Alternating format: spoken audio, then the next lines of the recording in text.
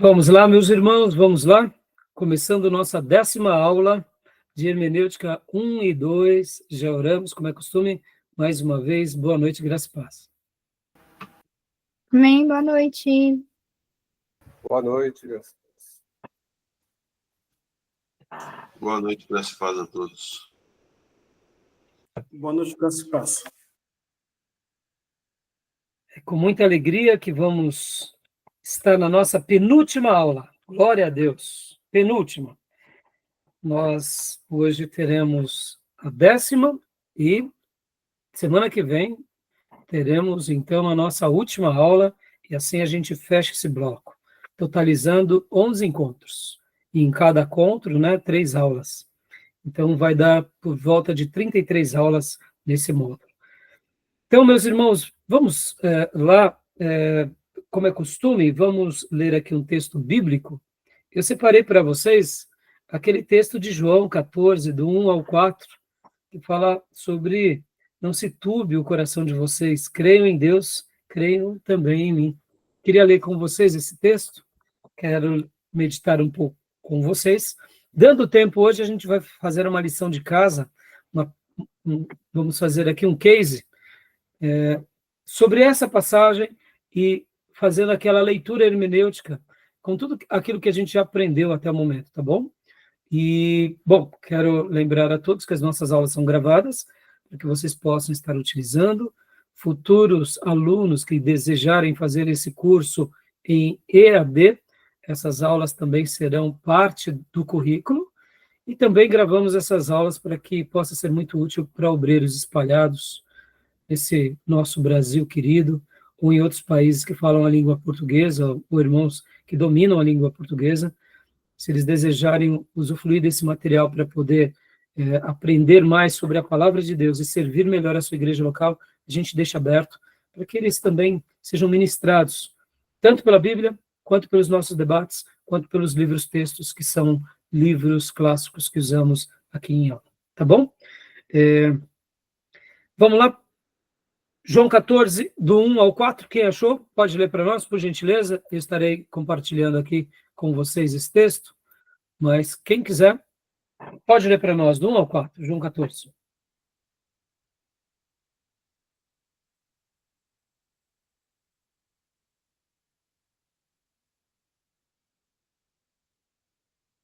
Quem quiser ler, pode ler para nós, por gentileza.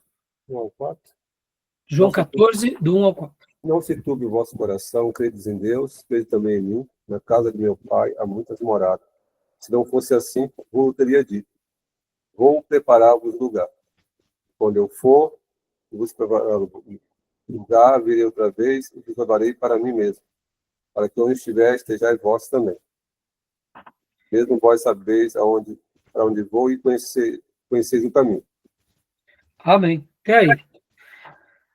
Dando tempo, hoje nós vamos falar sobre esse texto, vamos fazer aqui uma hermenêutica em cima dele, sobre as perguntas que foram feitas nos nossos canais de WhatsApp. Eu sei que os irmãos já deram uma participação, mas hoje, inclusive, eu quero até dar um caminho aqui para vocês, usando, se Deus permitir, conforme for, nós estaremos usando também aqui a Bíblia Online, ou melhor, desculpa, a My Bible. E eu quero ensinar vocês a como manusear a My Bible para ler o texto em várias versões, ler o texto também no original, ou pelo menos terem um contato inicial com a língua original, e depois também usarem a My Bible, os comentários que lá estão. Só para vocês terem uma ideia, irmãos, aqui no meu escritório, vou mostrar aqui rapidamente para vocês. Eu tenho muitos livros, São comentários bíblicos. Deixa eu ler aqui rapidinho, ó. Essa parte tem comentários, E os comentários ali naquela parte, principalmente aqueles em azul, estão deitados, são os versículos por versículo do Champlin. Ou seja, são excelentes comentários bíblicos. Na My Bible, você tem não só esses comentários, mas você tem um acervo absurdo. É quase como se fosse o triplo de comentarista do que eu tenho aqui. Então, eu quero mostrar para vocês como que vocês partem do texto na língua corrente, no nosso caso, no nosso vernáculo, no português, as várias traduções do português, a possibilidade de você ver no original, e no caso na My Bible, ele traz os comentários de um linguista chamado Strongs. Então, é fantástico, é um dos melhores para mim. Não é o único, mas é um dos melhores. E aí depois você tem a possibilidade de ir para os comentários, para ver o que os grandes teólogos, ao longo desses 2000 anos, escreveram a partir, né, de cada texto. E aí você lê um comentário, lê outro, e aí você vai chegando a uma conclusão. Então, assim, é muito legal, e aí, dando tempo, a gente vai fazer, tá bom? Como hoje nós estaremos continuando aqui o nosso livro, Princípio de Interpretação Bíblica, do Louis Berkhof, e eu quero hoje já concluir aquela parte pela qual nós estávamos concluindo semana passada, terminando semana passada, e eu quero hoje entrar já nas 3 interpretações, que é a interpretação histórica, a interpretação gramatical e teológica. Então eu vou correr bastante, e espero dar tempo para fazer isso com vocês, tá bom? Tudo bem até aí? Então, só fiz a leitura desse texto, depois a gente vai para a aplicação dele. Tá bom, meus irmãos? Então, vamos ler aqui onde paramos na semana passada, porque nós trabalhamos, né, em primeiro lugar, fazendo uma breve recapitulação aqui do que a gente passou, nós tínhamos falado sobre a interpretação na história, a interpretação, os princípios de interpretação hermenêutica entre os judeus. Depois nós fomos para os princípios de interpretação entre o cristianismo e paramos nesse ponto do cristianismo. Então, fazendo uma recapitulação bem rápida aqui, né, só para passar aqui para vocês, né, a história dos princípios hermenêuticos. Falamos já dos judeus palestinos, que eles faziam uma interpretação literal. Falamos dos judeus alexandrinos e depois também no livro vimos um pouco da história da interpretação judaica ao longo desses 2000 anos. Entramos agora, falamos também dos judeus alexandrinos, que é os judeus que fazem a interpretação alegórica, e entramos no período da igreja, né, que é a história dos princípios hermenêuticos na igreja. Falamos da escola de Alexandria, que também era uma escola baseada na alegorização, e depois falamos da escola, né, de Antioquia, que também tinha a interpretação literal. E é com essa escola que nasce a interpretação histórico-gramatical. E assim, trabalhamos na semana passada e, por último, pincelei sobre a escola medieval. Não entrei na reforma. Hoje eu quero falar um pouco aqui da reforma, então nós vamos concluir essa parte, né? Inclusive, no meu livro-texto, o período da reforma é página 23, no livro de vocês, eu creio que é outra página, que é uma edição diferente. Então, a gente vai estar lendo a partir daqui da escola da reforma protestante, tá bom? Então, chegamos aqui onde tínhamos parado semana passada. Tudo bem até aí? Página 22 no livro, tá? Na sua 22, né? Na nova edição? Obrigado. Deixa eu fazer aqui uma pergunta para vocês, irmãos, porque eu anotei dentro da minha pauta da aula da semana passada e acabei não fazendo essa pergunta para vocês. Lembram que eu falei que, a partir da escola de Antioquia, a reforma ela vai trabalhar em cima dos princípios da escola de Antioquia, que tem como base a interpretação histórica, gramatical, e que eu também chamo de teológica. Mas lembra que eu disse? Da histórica e da gramatical nasce a teológica. Mas deixa eu fazer uma pergunta aqui para vocês. Vamos pegar com base nessa definição de história e gramatical. Quem é maior, a interpretação histórica ou quem é maior, a interpretação gramatical? O que vocês acham? Qual se torna mais significativo para nós? Se nós tivéssemos que escolher, a interpretação histórica, a interpretação gramatical, com qual que nós ficaríamos? Porque qual é que tem mais relevância sagrada? Partindo do pressuposto que a escola de Antioquia tem a melhor leitura nessa questão da interpretação, né? Como a gente já viu, partindo desse pressuposto que é deles que nascem essa ideia, né? Eles são precursores do método. Então, partindo desse pressuposto que a reforma trabalha mais em cima dessa ideia, né? Trabalha mais em cima desse método, qual que é mais importante? A interpretação histórica ou a interpretação gramatical? Isso é gramatical. O que vocês acham? Tomé, pode falar, Tomé? Júnior já disse, é gramatical? Gramatical, pastor, eu acho. Beatriz, Elaine, Wesley? Pastor, seria gramatical? Eu não faço Quem ideia. não sabe, não tem problema, não é pegadinha. Eu fiz questão de fazer essa pergunta, irmãos, porque percebam, lembra que nós falamos semana passada que a escola de Alexandria ela era mais alegórica, mas a alegoria, lembram? Não significa que eles eram alucinados, tanto é que Agostinho é um dos maiores clássicos na teologia e ele é da escola da alegorização, mas ele não fazia a sua alegorização sem pé, sem cabeça. Lembra disso? O princípio da interpretação de Agostinho é simplesmente maravilhoso. Ah, pastor, o senhor está defendendo Agostinho? Não, como eu não vou defender um homem desse que tinha dentro da sua teologia, ele zelava pela palavra de Deus, pela prática da palavra de Deus, pela veracidade, ele não duvidava dos milagres, ele teve uma vida realmente totalmente transformada por Deus, e ele uniu, como Paulo, toda a sabedoria que ele tinha, tanto no campo da filosofia, quanto das experiências de vida dele, e ele usou agora tudo isso a serviço de Cristo. Ou seja, foi um célebre, mas o método de Agostinho, que está baseado dentro do contexto mais alexandrino e filosófico, e ele é um dos pais do Ocidente, era o método histórico, etiológico, analógico e alegórico. Então, perceba, então, assim, tirando, né, tudo aquilo que vai acontecer depois, como eu já disse para vocês, que depois do quinto século, depois da Idade Média, a escola alegórica se perde. E, inclusive, deixa eu fazer uma fala aqui, antes de responder para vocês a pergunta que eu fiz há pouco, né? Qual seria mais importante, a interpretação histórica ou a interpretação gramatical?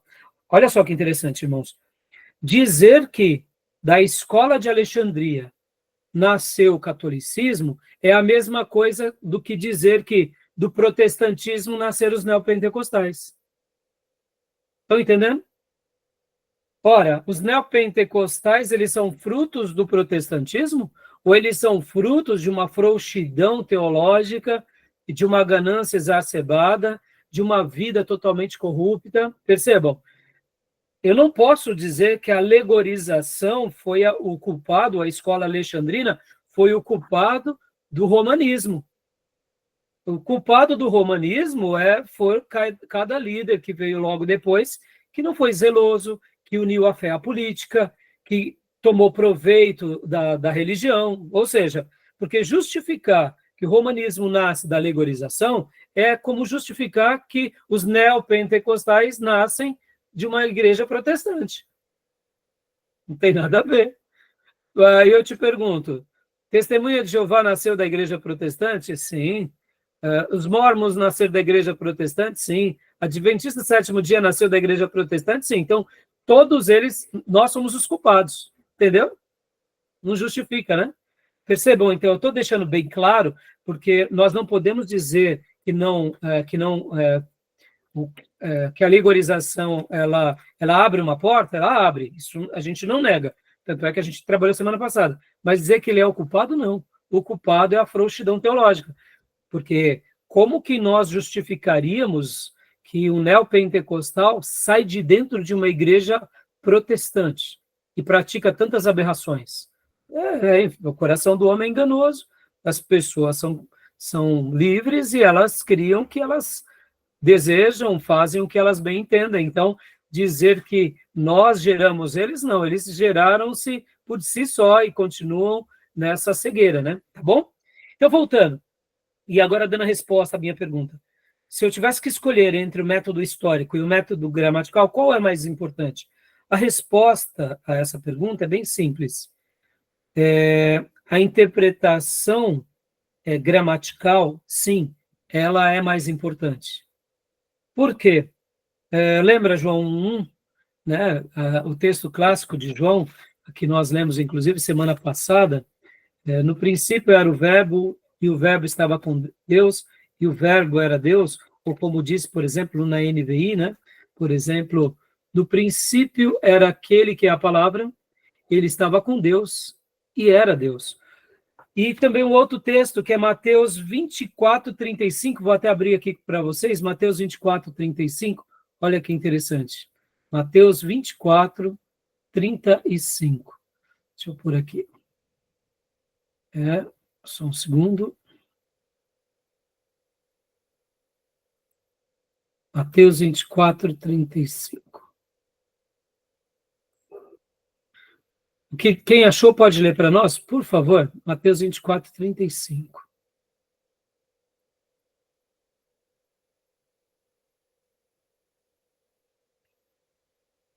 Por gentileza, quem achou, leia para nós enquanto eu abro aqui. Mateus 24, 35.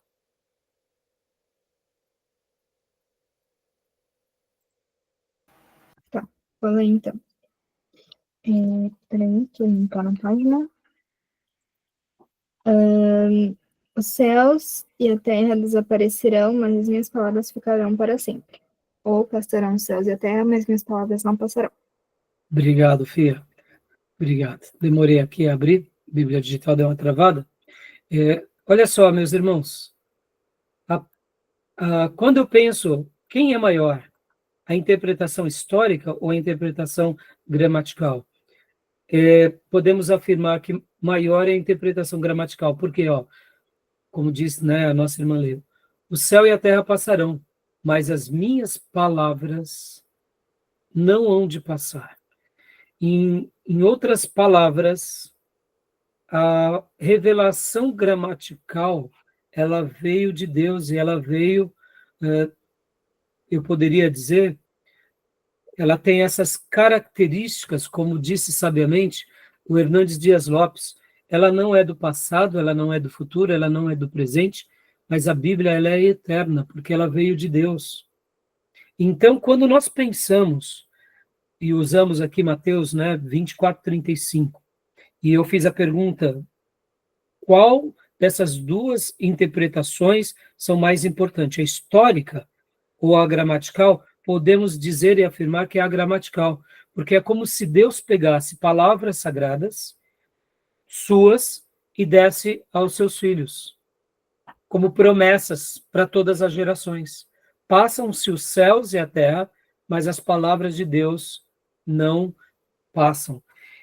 Pastor, mas e a interpretação histórica? Aí ela tem um segundo significado, porque essa palavra que é eterna, ela acontece em um tempo e em um espaço aqui, nesse nosso cronômetro, nesse nosso cronos.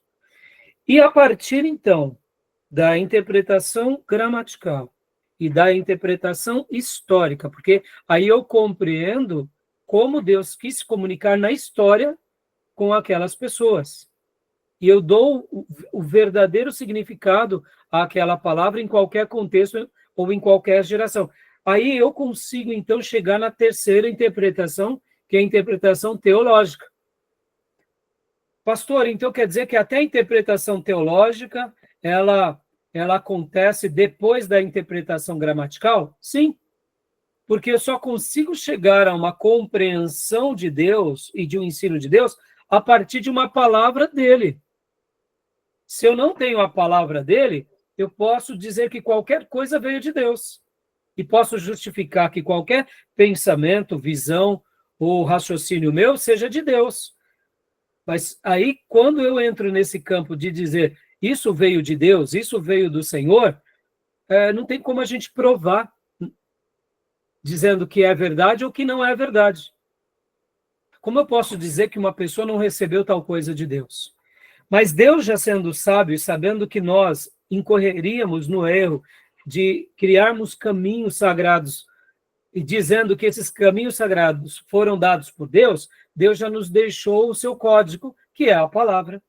Por isso que a interpretação gramatical, ela acaba tendo muito mais significado, relevância, porque ela tem esse viés eterno. Tudo bem? Eu ia comentar semana passada sobre isso com vocês e acabei não falando. Ficou claro, meus irmãos? Alguém deu para entender? Alguma dúvida? Não? Então, meus irmãos, vamos ler agora no slide, né, a parte que nós paramos na semana passada, que fala sobre a reforma. E agora, o que nós vamos fazer hoje, na nossa pauta de hoje? Nós vamos concluir, né, esse material da reforma, e depois nós iremos pegar no livro-texto e vamos trabalhar ali o período do confessionalismo, vamos também trabalhar sobre o período crítico histórico, e aí depois entraremos no capítulo 4 do livro-texto, que eu vou fazer um breve resumo do capítulo 4, porque no capítulo 4 a gente vai trabalhar sobre a concepção correta da Bíblia, o objeto da hermenêutica sagrada. Eu não vou gastar muito tempo, porque o livro ele é muito claro sobre isso, ele vai ser bem objetivo. No capítulo 4, quando vocês colocam lá no sumário, vocês notam que ele vai falar sobre a inspiração da Bíblia, a unidade e diversidade da Bíblia, unidade do sentido da Escritura, o estilo da Escritura, características gerais, o ponto de vista exegético do intérprete. Então, esse capítulo 4, a gente vai trabalhar, sim, mas o livro está muito bem colocado, e esse assunto nós acabamos repetindo ele em todo o curso de teologia, principalmente aonde? Nas aulas de teologia sistemática. Então, para que a gente ganhe um pouco mais de tempo dos outros assuntos, então a gente vai estar trabalhando dessa forma. Tudo bem até aí? Tranquilo? Alguma pergunta, alguma dúvida? Não? Então vamos lá. Vamos ler aqui. Vamos ler aqui essa parte que diz a escola da reforma. Júnior, tem a bondade de ler para nós, filho, por gentileza? Escola da reforma. Renascentismo. O renascentismo trouxe, entre outras coisas, uma volta ao Testamento hebraico e o Novo Testamento grego. Para o Antigo Testamento, foi de grande importância o humanista alemão Heuschel, que era tio de Felipe Melanchthon. Para o Novo Testamento grego, não se pode subestimar o papel de Erasmo de Roterdã, que em 1516 publicou o primeiro Novo Testamento grego da era de Gutenberg. Ao traduzir o Novo Testamento em setembro de 1522, Lutero valeu-se da segunda edição do Novo Testamento grego, editado por Erasmo, com data de 1519. Joia. Só relembrando, irmãos, nós, no slide anterior, nós tínhamos falado sobre a escola medieval, que ela usa todo o princípio alegórico, e aí é aquilo que nós falamos e já explicamos, a Igreja Católica, ela de fato se torna aquilo que chamamos de romanismo. Tanto ela quanto o ortodoxo grego, ela vai se enveredar agora para a tradição, para novas práticas, para as novas crenças, e nós conhecemos bem sobre esse assunto, e por isso que eu não vou me aprofundar por uma questão de tempo. Passa-se esse período, né, chamado Idade Média, vem a Reforma Protestante, e é nesse ponto que agora acontece uma virada de chave na história mundial, porque como aqui nós vimos na leitura do Júnior, há um retorno às fontes. Como assim há um retorno às fontes? Ora, a igreja, ela nasce num contexto apostólico. Esses apóstolos deixam um texto. Durante vários séculos, ou pelo menos 4 séculos, essa igreja ela era dirigida pelos textos sagrados, e os textos sagrados davam o tom de como essa igreja tinha que agir na perseguição, ou mesmo agora em que a igreja já não era mais perseguida e que se tornou a igreja do Império Romano. Ora, então, as escrituras davam o tom, mas no andar da carruagem, durante a Idade Média, essa igreja que era conduzida pelas escrituras, agora passa a conduzir as escrituras. Elas passam a acrescentar ensino às escrituras. E vem a Reforma Protestante. Antes disso, tivemos os pré-reformadores. E, diante dessa nova visão, eles começavam a voltar às fontes. O que disse de fato Platão? Ou nós estamos lendo algo a respeito de Platão? O renascentismo, de uma forma maior, era isso. Eles iam às fontes. O que diz de fato Aristóteles? Ou nós estamos lendo algo que alguém disse de Aristóteles? O que diz as Escrituras? Porque tem muita coisa que foi construído dizendo que é das Escrituras, mas quando a gente ia para as Escrituras, não tinha nada a ver. Então, no renascentismo, esse pensamento renascentista, querendo ou não, facilitou muito para nós. Porque vamos voltar às fontes. Pode ver que nessa matéria aqui, qual que é a grande proposta? Estamos usando aqui o livro do Luiz Berkoff, usamos o livro do Lund, do Nelson, estamos usando aqui a espiral hermenêutica, o Zoyhook, interpretação bíblica, mas o que importa para nós aqui? O que importa para nós é a fonte. O que importa para nós é as escrituras. Se algum hermeneuta falar qualquer coisa que vá contra as escrituras, opa, um passo para trás. Então, é nesse momento que há um retorno agora ao hebraico, há um retorno ao grego, há um retorno ao que diz o texto, ao que diz as palavras sagradas. E aí, Deus, é como se Deus estivesse, de fato, já mudando a chave da história e trazendo o seu povo de volta ao caminho que tinha se perdido. Porque o que acontece, irmãos? O romanismo, assim como os ortodoxos gregos e russos, eles pegam um atalho. Qual é o atalho? O atalho da religião. E é esse o cuidado que a gente tem que tomar. A gente tem que voltar às fontes. Então, tudo bem até aí? Tranquilo? Alguma pergunta, alguma dúvida? Vamos lá, então, continuando. Princípios gerais. Pode ler para nós, Tomé, por gentileza? A reforma representou uma alteração fundamental no pensamento hermenêutico. Lutero insistiu que a Bíblia devia ser vista, antes de tudo, como palavra viva, viva vox, de Deus, na qual o próprio Cristo está presente. Dá uma pausa, Tomé. Aqui, ó, lindo isso. Lutero, irmãos, ele era um monge que se converte. Antes disso, ele era um estudante de direito. Deus o livra da morte, ele vai para o monastério. Lá no monastério, ele é presenteado com uma Bíblia. Ele começa a ler a Bíblia e ele começa a entrar em choque. É quando ele começa a comparar que aquilo que ele está lendo na Bíblia era totalmente diferente daquilo que estava acontecendo em cada missa, em cada culto, em cada reunião, não só na paróquia dele, na igreja central da cidade dele, mas em todo mundo cristão. E aí ele começa a se chocar, e aí a gente conhece, ele fez aquilo que nós chamamos de as 95 teses de Lutero, ele fixa as 95 teses no dia 31 de outubro na porta da igreja principal da cidade, porque no dia 1º de novembro, no calendário católico, é considerado dia de Todos os Santos.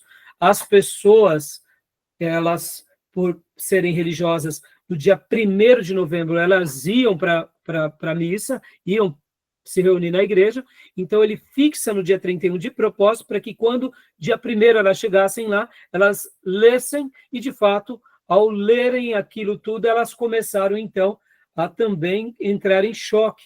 Lutero foi excomungado, foi expulso da Igreja Católica, milagrosamente ele não foi morto, ele foi salvo, e assim nasce a Reforma Protestante. Mas, logo nesse primeiro momento, para Lutero, ele via que a palavra de Deus ela devia ter essa conotação como palavra viva. Ou seja, era uma voz viva de Deus a nós. Então, olha só que lindo, irmãos. Lutero, ele teve essa compreensão no meio pagão. É claro que ele não foi o único, como nós já aprendemos em história eclesiástica.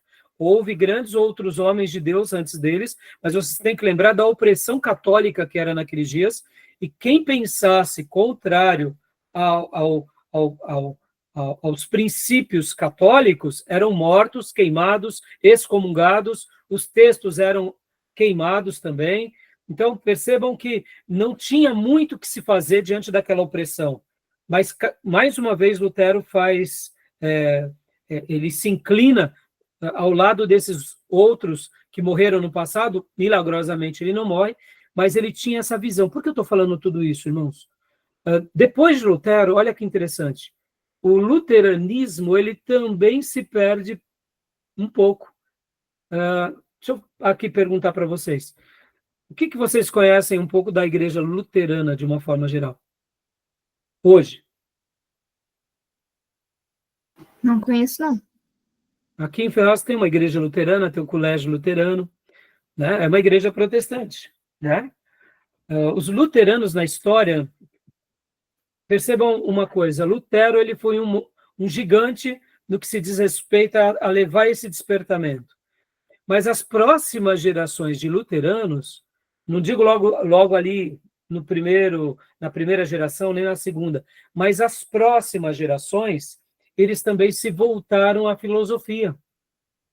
Os luteranos também, ao longo dos anos e séculos, eles uniram mais uma vez a filosofia e a teologia. Podem ver que a igreja luterana ela não causa tanto impacto na sociedade. Não estou dizendo que eles não são nossos irmãos, eu não estou dizendo que eles sejam heréticos, não, eu estou dizendo o seguinte, que ao longo dos séculos, os luteranos também se tornaram grandes filósofos teólogos. E dentro dos luteranos nasce também muita teologia liberal, ou seja, muitos luteranos não seguiram o princípio de Lutero. Interessante, não? Por isso que na história Calvino é mais valorizado do que Lutero. Porque Calvino, ele demonstra uma fidelidade à Bíblia, uma estrutura, e os discípulos de Calvino copiam o método de Calvino, aonde chega até os nossos dias. E os grandes discípulos de Calvino são quem, principalmente, irmãos? São todos aqueles que são chamados de calvinistas, é um apelido, ou igrejas presbiterianas, ou igrejas chamadas reformadas. Interessante, né? Toda essa leva de igrejas reformadas acabam sendo, de uma forma ou de outra, discípulos dos ensinamentos de Calvino. Os luteranos, eles se enveredaram para a filosofia, os calvinistas se mantiveram, eu diria, dentro de uma ortodoxia, e os próprios ingleses, que também a Inglaterra ela vai se converter, ela se mantém também dentro de uma certa ortodoxia. Olha que interessante, é bem curioso isso, né? Nem sempre aquele que é o estopim da mudança, as próximas gerações, muitas vezes elas não serão tão devotadas quanto foi ele. Curioso isso, né? Só estou fazendo aqui um adendo, porque eu quero destacar essa palavra aqui. Para Lutero, ele via as Escrituras como palavra viva de Deus, ou viva vox de Deus. Então, para Lutero, cada texto da palavra era sagrado. Cada vírgula da palavra era sagrada. Cada vocábulo da palavra é sagrado. Tá bom? Eu queria que você não esquecesse disso, irmãos. Isso daqui é muito importante, tá bom? Muito importante, tá? Continua para nós. Tomé, por gentileza. O tema central da Escritura é Cristo, e a partir dessa perspectiva deve-se interpretar o restante. Ou seja, Jesus Cristo é o resumo, é o suprassumo de toda a revelação. E a partir dele a gente chega num consenso. A partir dele a gente chega numa compreensão. A partir dele a gente interpreta todas as coisas. Se a gente está com dúvida de algo, a gente olha para quem? Nós olhamos para o Salvador. que foi 100% Deus e 100% homem. Tá bom? Continuando, por favor, Tomé. O posicionamento de Lutero teve dois importantes resultados. Primeiro, a multiplicidade de sentidos foi substituída pelo escopo ou foco central do texto, o sensus literalis, que equivale a um, entre aspas, não a interpretação alegórica. Olha só que legal essa frase, né? Até os dias de Lutero, cada líder católico e cada pessoa e cada grupo tinha as suas correntes, tinham as suas maneiras de enxergar, tinha os seus santos. No módulo passado, que concluímos o ano passado, onde falamos bastante sobre História Eclesiástica 2, nascem vários movimentos dentro do catolicismo. Nascem os monges beneditinos, nascem depois os franciscanos, os dominicanos, nascem os valdenses, um monte de grupos nasce dentro do catolicismo, são correntes, e todos eles, de uma forma ou outra, mesmo dentro do romanismo, ou mesmo dentro dos ortodoxos gregos, eles tinham as suas leituras recheadas de alegoria. Mas agora, com Lutero, muda tudo isso. Por quê? Porque aquela multiplicidade de sentido, ou seja, tudo aquilo que era tão alegórico, era tão solto, era um santo aqui, outro santo acolá, um fato novo, uma revelação nova, um edito papal novo, como voz de Deus, agora para tudo isso e chega à seguinte conclusão: não há interpretação alegórica. Ou seja, vamos jogar fora todos os penduricalhos e vamos olhar apenas para a palavra. Ou seja, percebam, olha como isso foi importante, meus irmãos, como a obra de Lutero foi importante, tá? E, em segundo lugar, pode ler para nós, Tomé, por gentileza. Em segundo lugar, foi confirmada a prioridade da palavra em relação a qualquer outra autoridade. O princípio do sola scriptura, isto é, somente a Escritura. Ou seja, as Escrituras dão a última palavra e é ela que importa para cada um de nós. Agora, talvez você diga assim, mas pastor, precisou de 1000 anos de Idade Média para eles chegarem a esse ponto? Meus irmãos, para vocês verem como uma heresia, quando ela entra, ela muitas vezes ela impregna um grupo, ela formata aquele grupo e aquilo se torna praticamente uma doutrina, uma heresia, um ensino errado que faz parte agora da vida religiosa daquele grupo. Aqui também a gente não pode esquecer o que a gente viu há pouco, que algumas décadas anteriores a imprensa tinha sido descoberta com Gutenberg. Então agora as pessoas poderiam ser alfabetizadas, elas poderiam ter um original da Bíblia. Aquilo que nós aprendemos na última aula, que Jerônimo fez, de pegar a Bíblia do grego e passar para o latim, e o hebraico passar para o latim, e dar para o povo lá do Ocidente, principalmente no Império Romano Ocidental, essa mesma Bíblia latina, agora ela estava sendo lida só por um grupo dominante, que eram quem? Os padres, e os papas, e os bispos, e os reis. E o povo ia sendo conduzido como esses líderes diziam.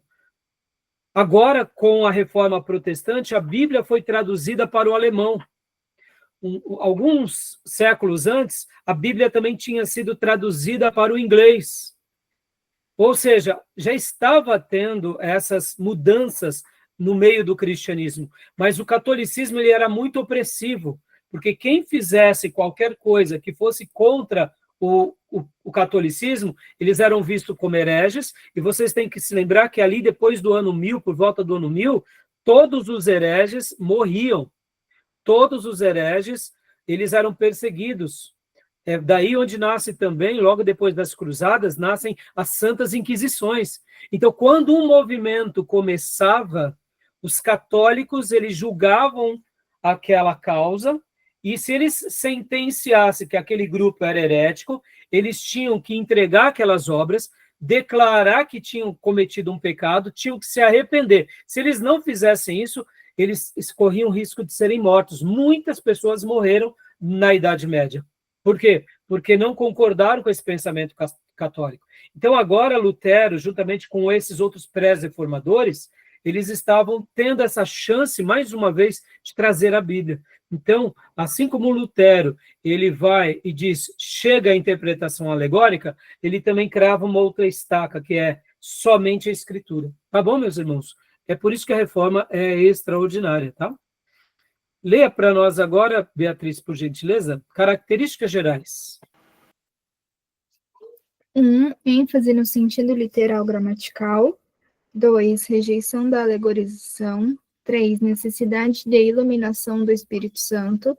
4. Necessidade de estudar as Escrituras. 5. Comparar Escritura com Escritura. 6. Intenção do autor, exegese. 7. Uso de outras obras. Ou seja, quais eram as características desse período da reforma? Podem ver que é muito parecido com que escola, irmãos? Não é a escola de Antioquia? A escola de Antioquia, né? ênfase no sentido literal gramatical, a rejeição da alegorização. Lembra de um dos, se não me falha a memória, Teodoro, que dizia, ora, se Adão de fato não é Adão, então o pecado não entrou no mundo. Né? Não é que não se pode alegorizar, mas aquela alegorização que vai contra a Bíblia, essa não. A necessidade de iluminação do Espírito Santo. Percebam, tudo isso daqui é a escola de Antioquia, né? Não é a escola de Alexandria. Agora, eu faço a pergunta para vocês, olha que interessante. Mas Agostinho não usava também tudo isso daqui? Usava. Jerônimo, em certa medida, também não usava parte disso daqui? Também. Os pais do Ocidente usavam. Clemente de Alexandria, Orígenes, usavam isso daqui? Usavam. Agora, eles usavam da alegoria? Usavam. Então, percebam que, agora, a escola de Antioquia, não, a escola de Antioquia era muito criteriosa com tudo isso, tá bom? Tudo bem até aí? Tranquilo? Continua para nós, filha, por gentileza. Calvino disse que a primeira preocupação do intérprete é deixar o autor dizer o que realmente diz, em vez de atribuir-lhe o que achamos que deveria dizer. Olha aí, olha Calvino. Vamos pegar agora Lutero e Calvino. Lutero diz, essa é a palavra viva de Deus. Aceitem como uma palavra sagrada. E agora vem Calvino e diz, vamos deixar com que realmente o texto diga tudo o que ele quis dizer. O autor, ele tentou se comunicar de tal forma, guiado pelo Espírito Santo, vamos tentar extrair esse suprassumo. É isso que a gente está tentando fazer aqui. Tá bom, minhas irmãs e meus irmãos? Beleza? Joia. Minha irmã Elisângela, leia para nós aqui esse ponto, por gentileza, princípios de interpretação das Escrituras. Princípio de interpretação das Escrituras. A correspondência de Calvino mostra que ele estudou cuidadosamente os diferentes métodos de interpretação utilizados por Lutero, Melanchthon, Bucer, Zwinglio, Ecolampádio e outros. Ele expressou suas ideias sobre a tarefa do exegeta bíblico em que uma carta que escreveu a Simon Grineus em 1539, como dedicatória do seu comentário de Romanos. Ou seja, Calvino, ele não era uma mente solitária. É o que nós estamos fazendo aqui, meus irmãos e minhas irmãs. Nós estamos aprendendo com esses grandes homens de Deus na história. Nós podemos até sermos abençoados por Deus com uma ideia que, quem sabe, outros não tiveram? Podemos. Mas, irmãos, quando a gente olha para a história, são 2000 anos de história. E a história nos ensina muito. Então, podem ver que ele estuda os métodos de interpretação de Lutero, de Melanchthon, Bucer, Zwinglio, e assim vai. Ele mostra isso em todas as suas obras. Ele foi um cristão piedoso? Sim. Ele foi a palavra de Deus? Foi. Ele foi aos originais? Foi. mas ele aprendeu também com seus colegas do passado? Sim. Ele aprendeu com a patrística? Sim. Só para vocês terem uma ideia, muitas vezes, o próprio Calvino, rebatendo o romanismo, ele diz assim, se o Papa tal conhecessem as obras de Agostinho, não diria essa besteira. Ou seja, ele cita Agostinho, ele cita os pais da igreja, porque ele não era uma andorinha solitária. Calvino, ele também ele foi uma mente brilhante, foi um expositor brilhante, sim, um escritor muito competente, sim, mas ele também era uma pessoa pela qual ele aprendia, assim, com aqueles que realmente fizeram algo útil no passado. Só para vocês terem uma ideia, alguns comentários de Calvino, quando, por exemplo, Calvino vai estudar alguma coisa do passado, e muitas vezes ele notava que uma obra católica era uma obra, até certo ponto, coerente, ele falava, ó, esse líder católico, ele tem pontos coerentes aqui, ele tem pontos importantes. O que ele fez aqui, o que ele cita, esse texto, esse assunto, está em conformidade com a palavra. O Papa fulano de tal, por exemplo, ele faz algumas citações, deveria considerar essas falas. Então, só para vocês terem uma ideia, irmãos, muitos papas sempre gostaram de prestigiar Agostinho de Hipona, mas muitos papas e muitos líderes católicos, a última coisa que eles faziam era seguir os escritos de Agostinho de Hipona. Eles citavam que gostavam de Agostinho de Hipona, valorizavam a sabedoria de Agostinho, mas na prática não seguiam nada de Agostinho. Percebam, sabe aquela questão, falo o que eu te digo, mas não faço o que eu faço? Está entendendo? Interessante, né? Tá bom? Então, continue para nós, minha irmã, brevidade e clareza. Brevidade e clareza. O traço distintivo do método exegético de Calvino é a, entre aspas, abre aspas, brevidade lúcida, fecha aspas. Ou seja, a busca do sentido, abre aspas, comum, fecha aspas, ou simples do texto. Dá uma pausa aqui, minha irmã. O que vocês lembram sobre essa brevidade e clareza? Qual regra? Do livro do Lund e do Nelson. Lembram das 5 regras? É a regra áurea? Quase, quase. Temos a regra áurea e depois temos qual a outra? Que diz a primeira regra? Palavras no seu sentido? Comum. Comum e usual. Não é aqui, ó, brevidade lúcida. Ou sentido comum, ou simples do texto. Lembra a primeira regra, unido à segunda regra, né? Não lembra? Conseguem enxergar aqui, meus irmãos? Tem alguma dúvida? Eu posso prosseguir? Tranquilo? 2, irmão. Aqui, a intensidade do autor. A intenção do autor. Calvino diz que o maior dever do exegeta é tornar compreensível o sentido do autor que ele está explicando. Isso, obrigado, irmã. Intenção do autor. Tudo bem até aí, meus irmãos? Alguma pergunta? Alguma dúvida? Ou seja, precisamos passar com fidelidade o que o autor quis dizer quando ele escreveu aquilo. Ele estava escrevendo um texto poético? Sim. Era uma poesia? Sim. Então, na poesia, os montes pulam. Você tem o que? A licença poética. Na poesia, a terra treme. Na poesia, não precisa ter terremoto. Então, percebam, aí a licença artística, a licença poética. O autor era um texto de sabedoria? Era. Então, vamos fazer a leitura como tal. Então, a intenção do autor é importante. Continuando aqui, leia para nós agora aqui Tomé, por gentileza, interpretação histórica gramatical. ênfase no sentido literal. Como Lutero e outros reformadores, Calvino insistiu no sentido literal da Escritura como a única base adequada para a exegese. Ele adverte, abre aspas, é uma audácia próxima do sacrilégio usar as Escrituras ao nosso bel prazer e jogá-las como uma bola de tênis, o que muitos já fizeram.